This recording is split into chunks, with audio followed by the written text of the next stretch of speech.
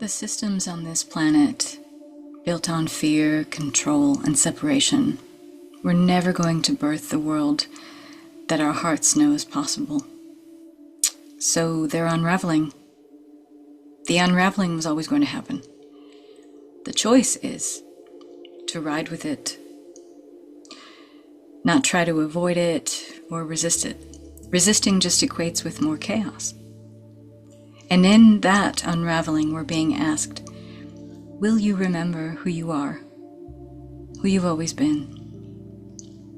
Will you remember that your nature is not separate from the pulse of the earth or even the cry of the collective? And so in this, we also ask, what does spiritual maturity ask of us, especially now, in a world that is divisive and rife with chaos? Well, for starters, it doesn't ask us to kind of float above the din or the mess or retreat into some curated bubble of good vibes and safe distance and what I call armchair awakening. It's too passive. This is an active process, awakening, staying present, being soft-hearted and sharp-sighted. There's a willingness, not a passiveness. Spiritual maturity is not detachment from the world or trying to rise to some lofty station above it, looking down on all the chaos below. No, it is deeper intimacy with it. It's learning how to breathe inside the paradox, to hold unity and duality in the same palm, to feel the tension between timelines and yet still walk forward, barefoot, awake, brave. And it's also being able to stand in the center of collapse and still break through, move beyond with a steady heartbeat, with your eyes wide open, and with a willingness to move and act from a place to love and a place of love. That means a willingness to love without armor. That means a willingness to see through the illusion without becoming cynical. It's a willingness to be here now, right now. Not try to avoid it, resist it, push past it, as the old world crumbles in preparation of a sacred second act of life. No longer profane, sacred. And so what spiritual maturity asks of us is what the new human asks of us. To see that this is not destruction, it's divine decomposition of those systems built on fear, control, and separation, the ones that were never going to birth the world we always knew was possible. Spiritual maturity is not passive. It's not waiting on the sidelines for some mystical moment when everything is finally healed. It's making beauty in the rubble. It's choosing compassion over and over again, not just once. Even though vengeance, blame, resentment might be easier, it is about choosing compassion and compassion and understanding over and over and over again. It's being the one who listens deeply, acts intentionally, holds a prayer for the higher evolution of humanity with their feet fully on the ground and the soul lit like a lantern, like a beacon. It's letting unity consciousness be more than just an idea. This unity consciousness, also spiritual maturity, they're one and the same. Let it be your compass. Let it shape your choices. Let it touch the way you speak, the way you create, the way you love, the way you disrupt, the way you sacredly agitate the status quo, the way you help to rebuild. Let it touch all of those things, because the new human is not just here to witness the turning of the age. Again, this isn't armchair awakening. It isn't sitting idly by and just watching, observing. No.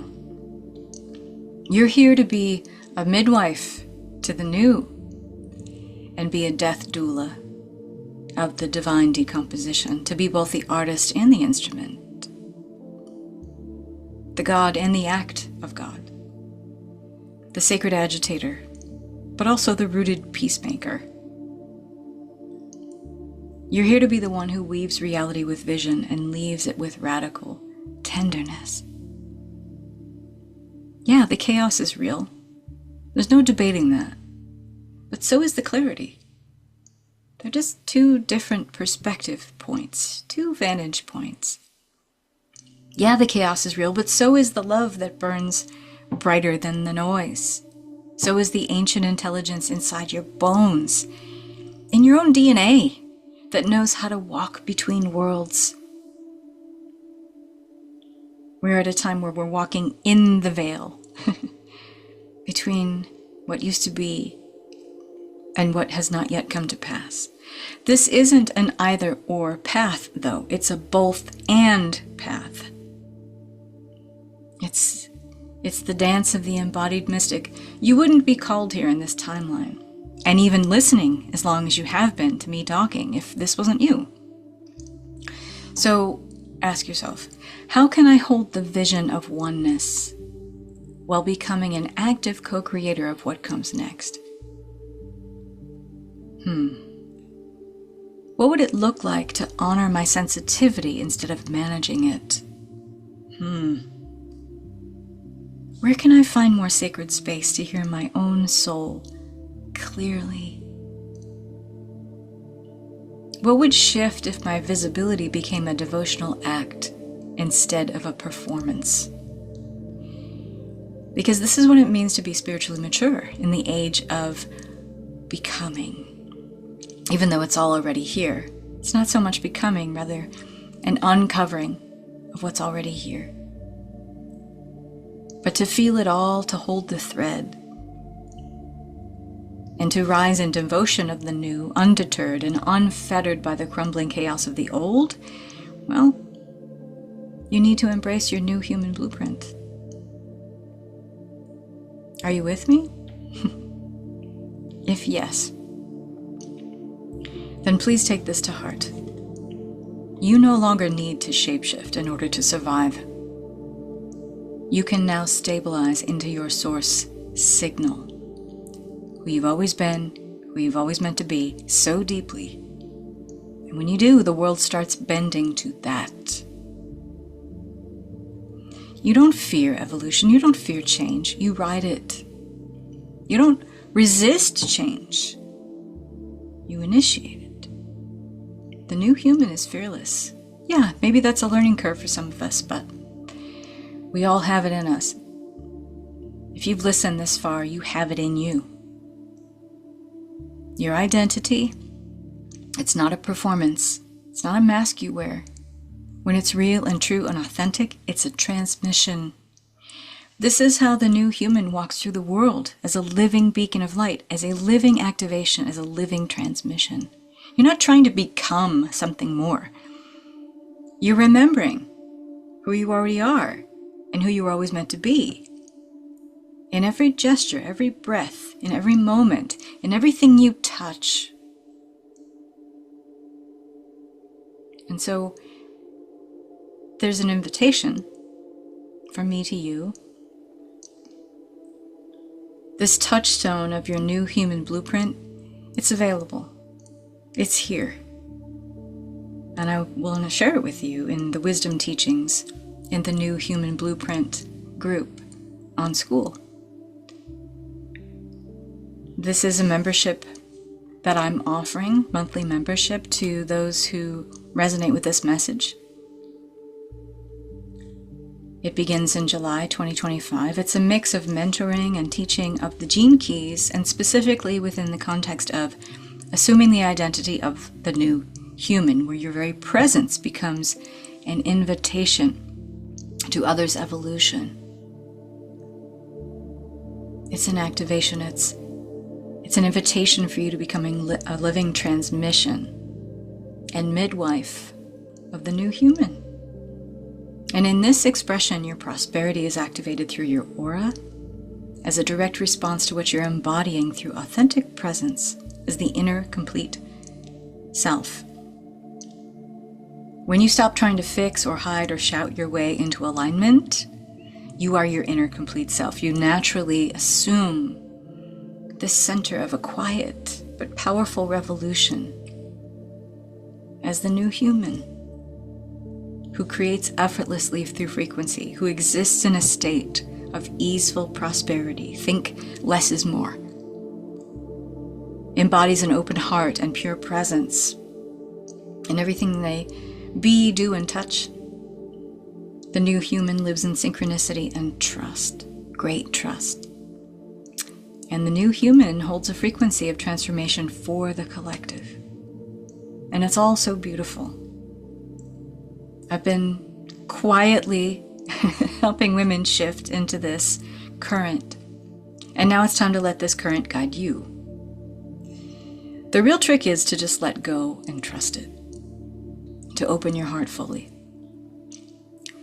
To nudge yourself towards love just a little bit more every day, all the time. And when you do, the new human embodiment, it's a living bridge between, let's just call it the 1.0 version of yourself, the old self, who still identifies with the roles they play and the masks they wear, driven by shadow frequencies of fear, consumption, urgency, and instability. The undistorted presence of expressing your gifts from a place of wholeness, that's the 2.0 version of you, where you transmit prosperity as a byproduct of being deeply rooted in your purest essence. This isn't lofty spiritual fluff either, not the way I teach, not the way I share. It is transformational alchemy. It's incredibly grounded. And it's also written right into your own Gene Keys profile. And you might be saying, Catherine, what if I don't know enough about my Gene Keys? Great, perfect. You don't need to. Because I'll walk you through how to view your own Gene Keys, spheres, your sequences, and even the invisible circuits. Something I've discovered in teaching and sharing Gene Keys in my own work. These invisible circuits show up in ways that no one else is doing or talking about, and they show you exactly how it can map your purest, most natural potential of prosperity. And so this is a monthly membership. It's a community open to all who resonate with what I'm saying here. And there's information in the description of this video. But if you found this invitation to embrace the new human, whether you want to join this monthly membership or not, you don't need it. You don't need anything. But if this speaks to you and you want to be with a community of like-minded people and embrace this journey, you are more than welcome.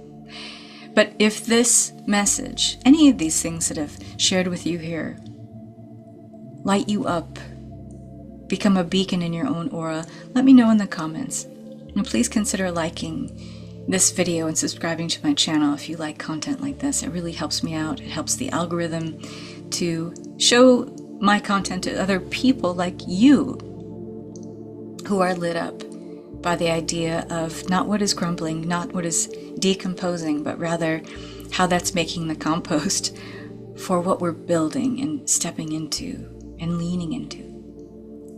Thank you for listening and many blessings. Until next time, bye-bye.